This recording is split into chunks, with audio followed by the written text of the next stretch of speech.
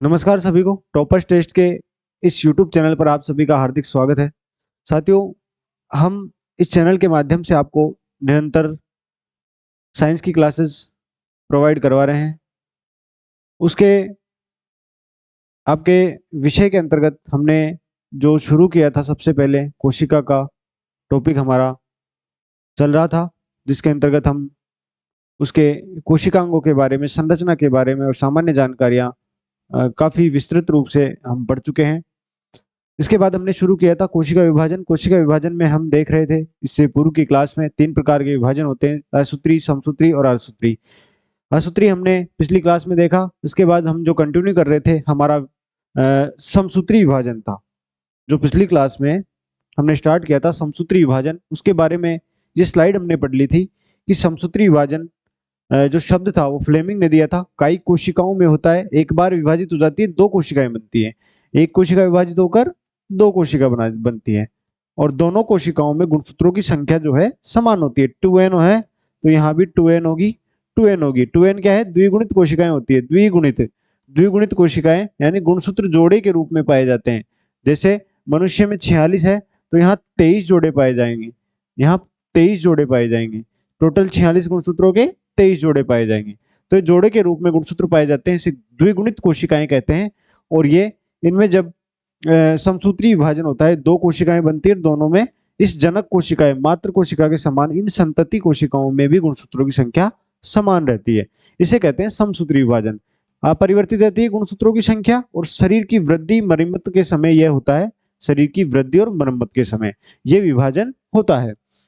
अब इसकी 2 स्टेजेस थी, 2 चरणों में ये होगा। सबसे पहले कैरियोकाइनेसिस, जिसको हमने कहा था केंद्रक विभाजन। भाई कोशिका को आगे जाकर विभाजित होना है तो जो बनने वाली कोशिकाएं हैं नई, इनके उनके लिए भी तो 2 केंद्रक चाहिए होंगे। तो कोशिका का स्वयं का एक केंद्रक स्वयं को 2 भागों में बांट लेता है, 2 केंद्रक उसके अंदर निर्मित होते हैं। इसे कहते हैं केंद्रक विभाजन या कैरियोकाइनेसिस। दूसरा आता है, उसके बाद केंद्रक विभाजन होने के बाद कोशिका द्रव्य भी दोनों कोशिकाओं के लिए आपस में बटेगा। तो इस कोशिका का केंद्रक 2 केंद्रक बनाता है और इसका कोशिका द्रव्य 2 भागों में विभाजित होकर 2 कोशिकाएं निर्मित होती है इस प्रकार से। तो इसके बाद केंद्रक विभाजन हो जाने के बाद होता है कोशिका द्रव्य का विभाजन। कोशिका द्रव्य का विभाजन, कोशिका द्रव्य विभाजन स्पष्ट है। कैरियोकाइनेसिस केंद्रक विभाजन और साइटोकाइनेसिस कोशिका द्रव्य विभाजन। सबसे पहले केंद्रक का विभाजन होगा, उसके बाद कोशिका द्रव्य का विभाजन होगा। आगे चलते हैं। कैरियोकाइनेसिस यानी केंद्रक विभाजन। केंद्रक विभाजन। अब केंद्रक विभाजन किस प्रकार से होता है? केंद्रक का विभाजन कैरियोकाइनेसिस कहलाता है। ये 4 अवस्थाओं में होता है। इसकी 4 अवस्थाएं होती है। सबसे पहली जो अवस्था होती है वो प्रोफेज अवस्था होती है। दूसरी अवस्था मेटाफेज, तीसरी एनाफेज, तीसरी है, चौथी है टीलोफेज। प्रोफेज, मेटाफेज, एनाफेज और टीलोफेज, इन 4 चरणों में केंद्रक का विभाजन होता है। समसूत्री विभाजन का पहला चरण होता है केंद्रक विभाजन, दूसरा होता है कोशिका द्रव्य का विभाजन। उसके अंतर्गत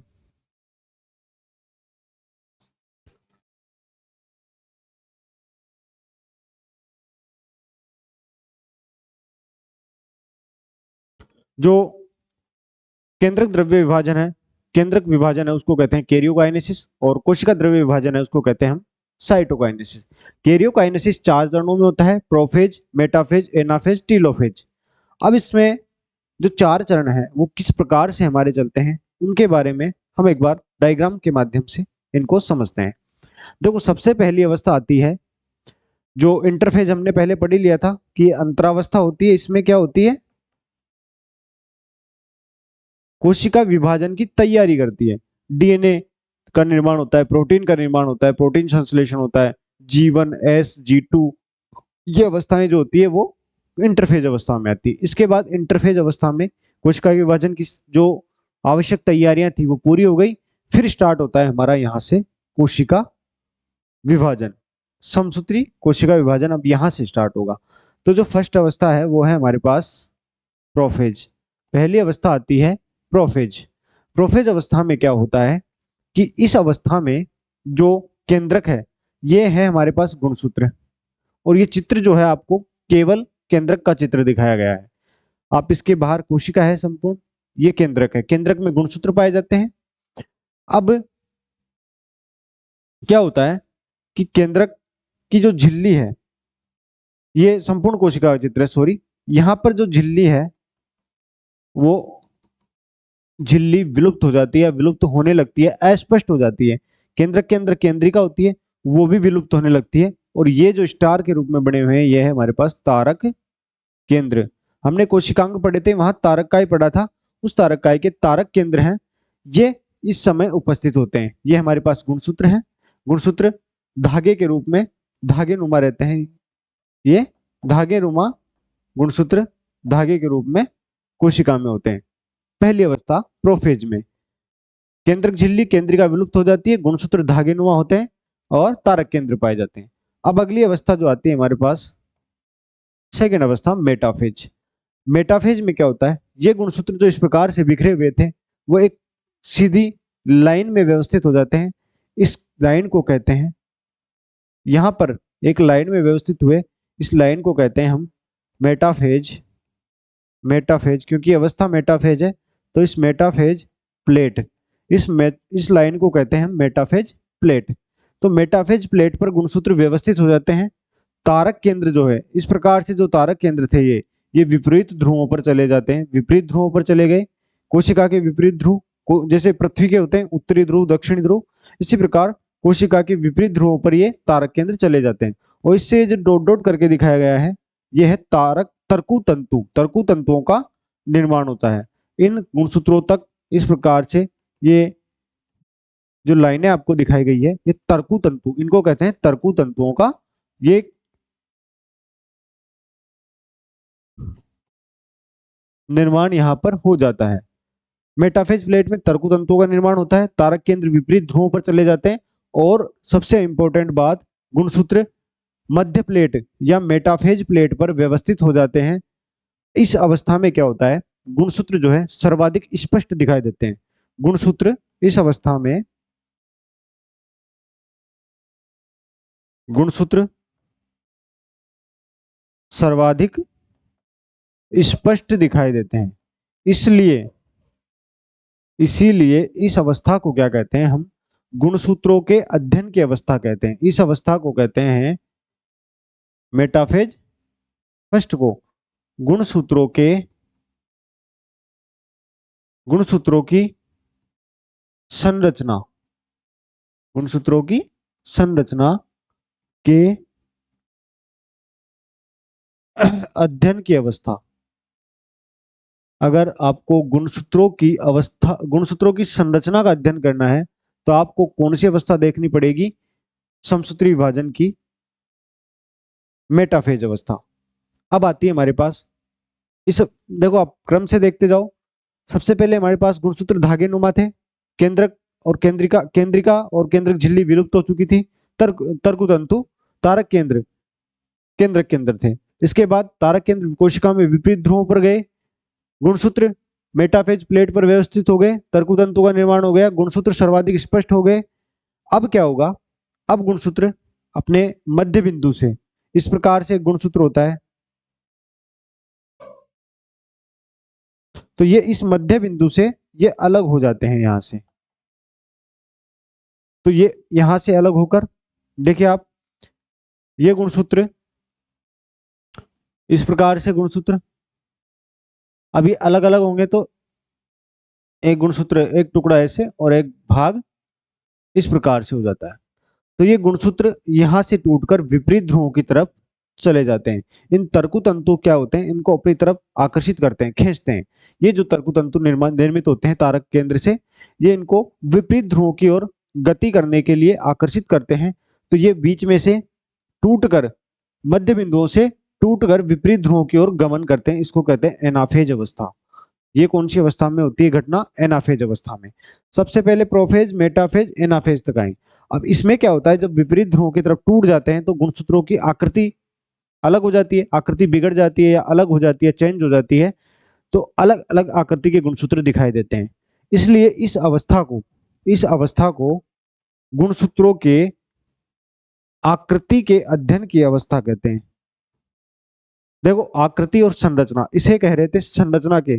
संरचना होती है उसकी स्ट्रक्चर, उसकी आंतरिक बाहरी संरचना के बारे में हम कह सकते हैं उसके जितने भी पार्ट है, जिन पार्ट से, जैसे कोई मशीन है उसकी संरचना की बात करें तो उसमें एक एक पार्ट देखना पड़ेगा उसको। शरीर की संरचना की बात करें तो उसका हमारे शरीर के सभी अंग तंत्र जो हमारे आंतरिक संरचना है वो भी देखनी पड़ेगी। अब आकारिकी की बात करें तो हम बाहर से कैसे दिखते हैं, वो आकृति कैसी है, हमारा शरीर कैसा है, लंबा है, मोटा है, पतला है, ये आकृति होती है। संरचना में पूरी चीज देखी जाती है, आकारिकी में उसकी जो बनावट है वो देखी जाती है कि दिखने में कैसी है। तो आकृति, गुणसूत्रों की आकारिकी वो दिखने में अलग दिखाई देते हैं। एक गुणसूत्र जो साधारण गुणसूत्र होना चाहिए वो इस प्रकार से होता है, लेकिन इस जो एनाफेज अवस्था में इनकी आकृति अलग अलग दिखाई देने के कारण इसको आकारिकी के अध्ययन की अवस्था कहते हैं। आकारिकी के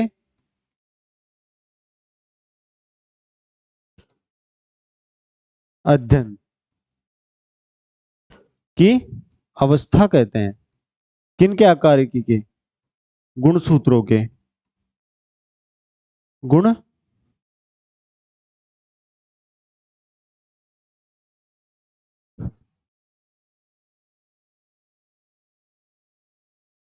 गुणसूत्रों की आकारिकी की। यहां थी संरचना, यहां था हमारे पास संरचना का अध्ययन, गुणसूत्रों की संरचना, और यहां है आकारिकी।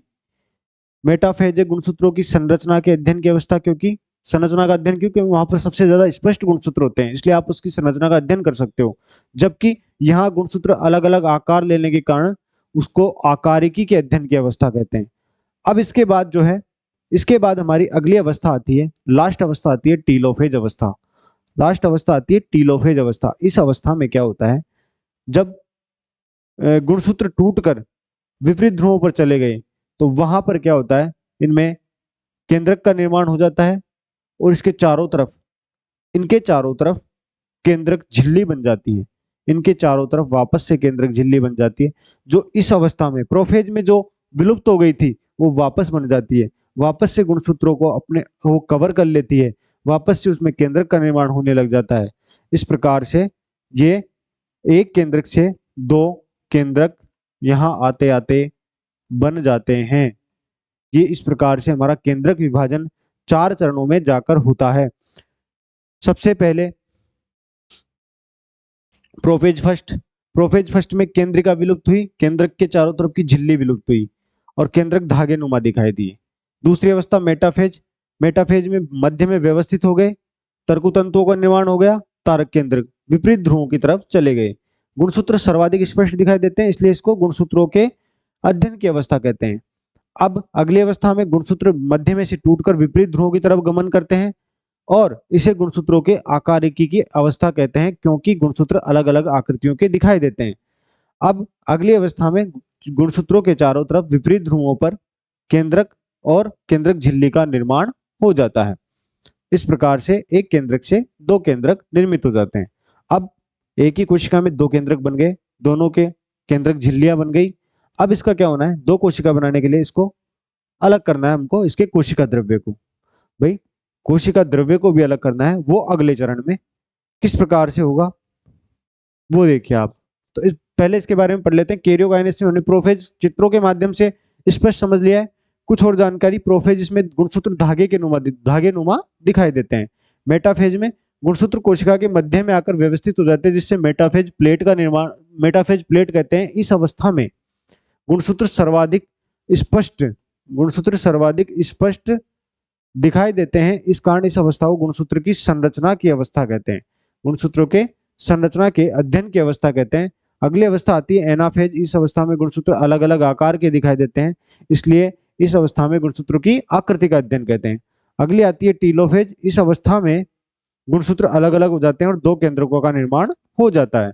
और यहाँ पर हमने चित्रों के माध्यम से इसको संपूर्ण समसूत्री कोशिका विभाजन की चारों अवस्थाओं को, प्रोफेज, मेटाफेज, एनाफेज और टीलोफेज, इनको हमने, ये हमारे पास है थर्ड अवस्था और ये हमारे पास है फोर्थ अवस्था।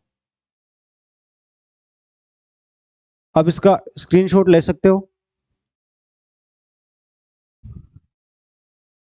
अब इसके बाद जो केंद्रक, एक केंद्रक से दो केंद्रक बन गए, अब होना होता है कोशिका द्रव्य का विभाजन।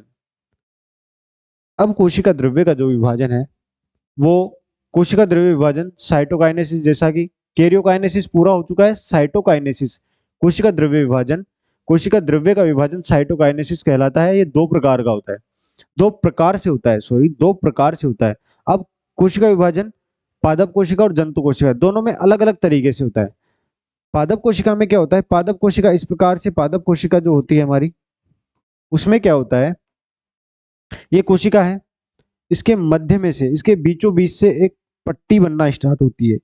यहां से स्टार्ट हुई तो ये इधर बढ़ती जाएगी इस प्रकार से परिधि की तरफ, और इधर से इधर बढ़ती जाएगी, दोनों दिशाओं में धीरे धीरे बढ़ती बढ़ती ये यहां तक पहुंच जाती है। और ये पूरी पट्टी जब निर्मित हो जाती है तो कोशिकाओं को अलग कर देती है, ये यहाँ से बीच में से, और इस प्रकार से ये दो कोशिकाएं जो है पादप कोशिकाएं हमारे पास निर्मित हो जाती है कोशिका पट्ट विधि द्वारा। कोशिका पट्टिका या कोशिका, इसको कहते हैं कोशिका पट्ट, कोशिका पट्ट। जबकि जंतु कोशिका में कैसे होता है, जंतु कोशिका, आपके पास ये जंतु कोशिका है, यहां पर हमारे दो केंद्रक बन चुके थे, प्रोफेज, मेटाफेज, एनाफेज, टेलोफेज तक आते आते दो केंद्रक बन चुके थे, दोनों में गुणसूत्र आ चुके थे। अब होता क्या है, अब यहां से ये अंदर की तरफ धंसना स्टार्ट होती है। कैसे, इस प्रकार से ये अंदर की तरफ हमारे जो कोशिका है वो, उसकी झिल्ली जो है अंदर की तरफ धंसना स्टार्ट होती है, और ये इसको कहते हैं खांच, खांच निर्माण। इस प्रकार से ये अंदर होती हुई दोनों साइड से ये बिल्कुल एक दूसरे को टच करके, और अंत में इस प्रकार से ये अंदर धंसती हुई एक अवस्था ऐसी आती है जब ये दोनों अलग अलग हो जाती है। ये दोनों, ये केंद्रक, ये इसमें गुणसूत्र, कोशिका के अंदर केंद्रिका, या इसको आप केंद्रिका मान सकते हो, केंद्रक के अंदर की केंद्रिका, ये दो कोशिकाएं निर्मित हो जाती है जंतु कोशिका में। तो सबसे इंपॉर्टेंट तो ये भी पूछा जा सकता है कि पादप कोशिकाओं में जो कोशिका द्रव्य का विभाजन होता है, पादप कोशिकाओं में कोशिका द्रव्य का विभाजन होता है, वो होता है कोशिका पट्टिका विधि द्वारा, जबकि खांच विधि द्वारा या खांच निर्माण द्वारा होता है जंतु कोशिका में।